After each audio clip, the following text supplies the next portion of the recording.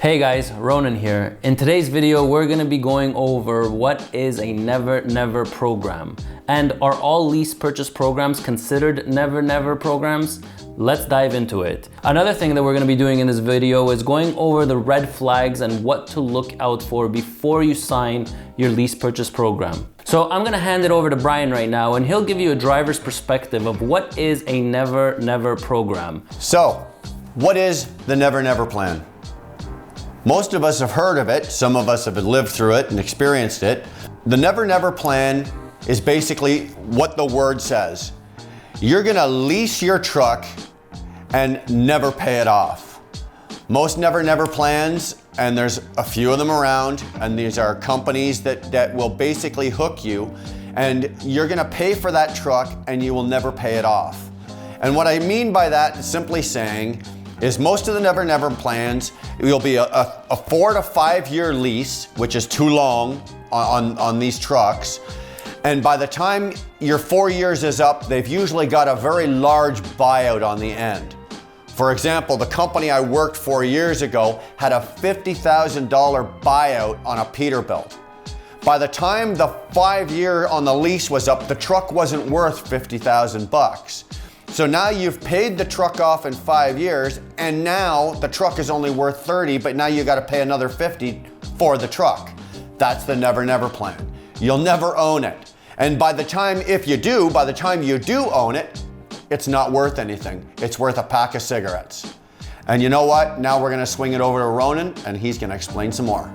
Thanks, Brian. Now, let's go over the list of the red flags of what to look out for before you sign a lease purchase program. So the first red flag, make sure that you're looking for a company that has a lease purchase program that has many owner operators that have completed the program. So when you're looking for a company, look also for the drivers within that company that have completed the program. You definitely want to get yourself into a company that have owner operators, and when you speak to these owner operators, they tell you their experience of how they were a lease operator first within that company.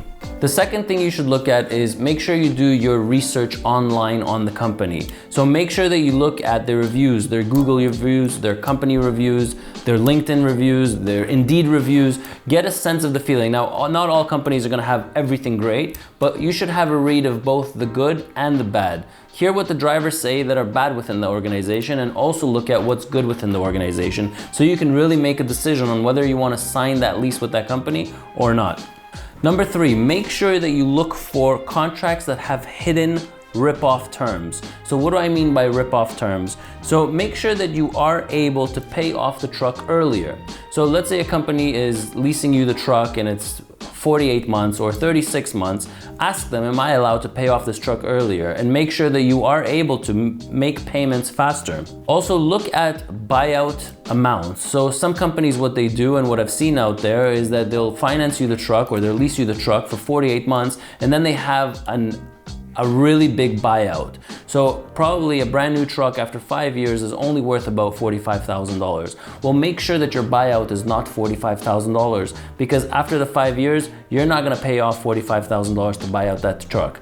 Make sure that if there is a buyout, that it's only $5,000 or $10,000 at most. So when you're finished paying it off, it would be worth it for you that you're getting an asset that's worth $45,000, but you only have to pay $5,000 or $10,000 for it. Another thing you really need to look out for is high interest rates. Some trucking companies, what they do is they'll sell you a truck for X amount of dollars, and then they'll have a really big interest payment. So what do I mean by that? So they'll finance you the truck over 48 months and they'll put 12 or 15 or 18%. I've seen high ones at 18 and 20%, which is just unreal in today's world. You really shouldn't be paying financing or interest rates of more than 7 to 9% at most. Another thing you need to look at is for large penalties for missing payment. Middle of December to middle of January is a very slow month. Well, what happens if you can't make that lease payment? Are you in default? And what happens when you're in default? So make sure that you ask that, because with a traditional financing or a lease agreement, if you have it with the banks, if you can't pay off, you would write a letter to the bank, and you would say that I missed my payment.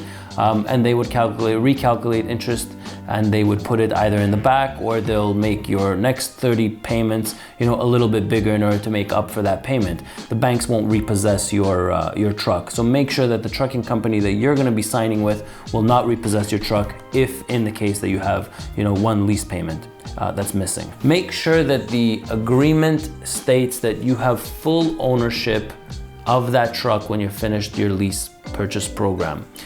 So I'd like to see a clause somewhere inside your lease agreement that states that you have a $1 buyout or a $5,000 buyout and the ownership is transferred to your name.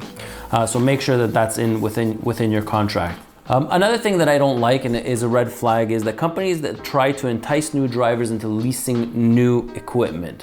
So you have to understand that if a company is giving you a brand new unit, I've seen payments as large as about $1,000 a week is what they're charging for these brand new units. Well, how long do you think that you'll be able to keep up paying $1,000 a week? That's $4,000 payment every single month. That means you're literally going to be working 24/7. You won't have any time for yourself, and almost certainly at some point within the next 4 years, you're going to be returning back that truck, because it's impossible to make payments at $4,000 a month. You got to really be realistic. I like to see, lease purchase programs where a driver is leasing a 2-year-old truck or a 1-year-old truck and only has a duration of 36 months or 48 months at most. I don't like to see the 5-year plans, the 6-year plans. That's why these programs have the stigma that it's never ever plans, that a driver will never buy out that truck, because they won't last for 5 or 6 years paying these outrageous amounts of money of what I see on the internet. I would cap it at about $3,200 would be the max that I would ever sign for, where a driver can have some sort of normal balance between life and work. $4,000 a month is just, undoable, and people will not be able, nobody's going to be able to withhold that amount over the course of 4 or 5 years. So I really kind of want to see people leasing more of a 1-year-old truck, a 2-year-old truck. I've seen programs that for 3-year-old trucks, a 24-month lease. I love those, where a driver knows that after 24 months that truck is his, and normal payments of $2,000, $2,500 a month. If you do not have 2, 3, 4 years of experience as a company driver, you really should not be signing a lease program. The reason for that is because when you're a new driver, you're very naive and you are inexperienced. So these companies would really take advantage of newer drivers, whereas with our company, if you don't have more than 2, 3 years experience and you're not working for our company for at least 60 days, we will not let you sign on to our lease purchase program.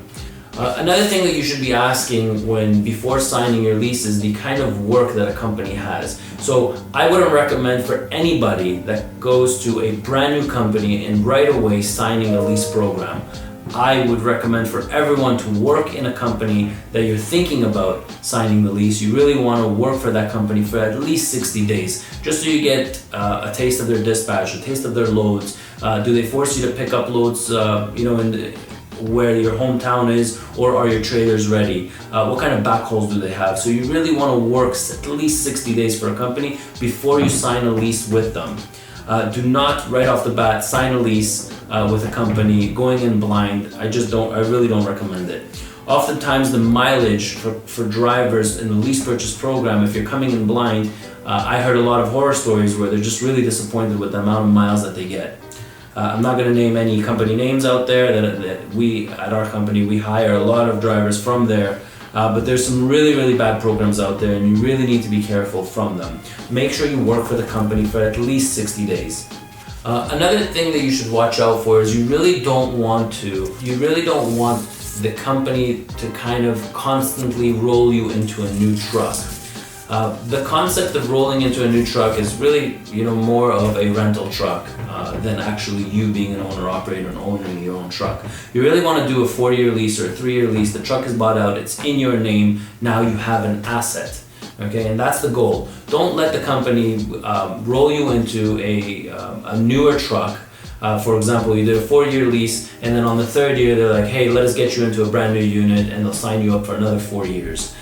Where they swap you out of your unit and then you go into a newer unit, but you're still making payments for another 3-4 years. Make sure you finish with your lease make sure the ownership gets transferred to your name. You want to have an asset, and this way, the second time around, don't go to that company again. Go to the dealerships if you have the credit for it. Go to the dealerships, sell your truck, and get into a newer unit. I have a lot of interviews with drivers, and they're like, you know what? This company's offering a lot more, and that company's offering a lot more. I want you to understand something, that if it's too good to be true, most likely it's not true. All right, so I get a lot of company drivers that are enrolling into the lease programs in other companies, and then I see them in 6 months, and then I see them in 1 year. It's really common, and I ask them, well, what happened to the company that you went to? Oh, they promised me the world, and they promised me X amount of miles, and I said, well, did you work for the company before you signed the lease? And they're like, no. Well, there's the problem. You really want to work for the company before you sign the lease. So remember, if it's too good to be true, most likely it's not true. Companies that have bad financial stability. Watch out for companies that have a bad financial stability. Since most lease programs tie you into the company until the end of the lease, make sure you research the company's financial history plan before you sign their lease. So what do I mean by that? Just do some research. Don't go signing a lease with some carrier that has 10 or 12 trucks. You don't know if he's going to be around in 4 years. You don't know if they're going to be around in 5 years. Well, if you're in a lease program and you sign with a company, and after 2 years that company goes belly under, then guess what? Your truck is getting repossessed by the finance companies. They really don't care about your internal paperwork that you've done with the company.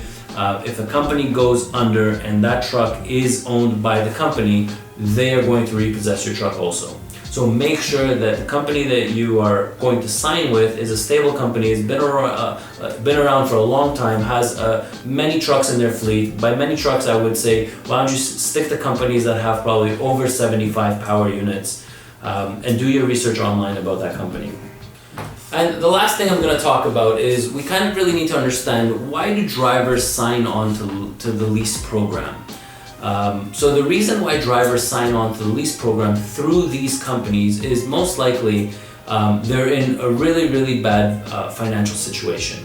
Okay, so drivers that are in a bad financial situation usually means that they have bad credit rating. So when they go to the dealerships and they're trying to buy their truck, so number one, they don't have their down payment, or number two, they have bad credit and somebody will finance them, but at outrageous rates, or they don't even get approved for financing.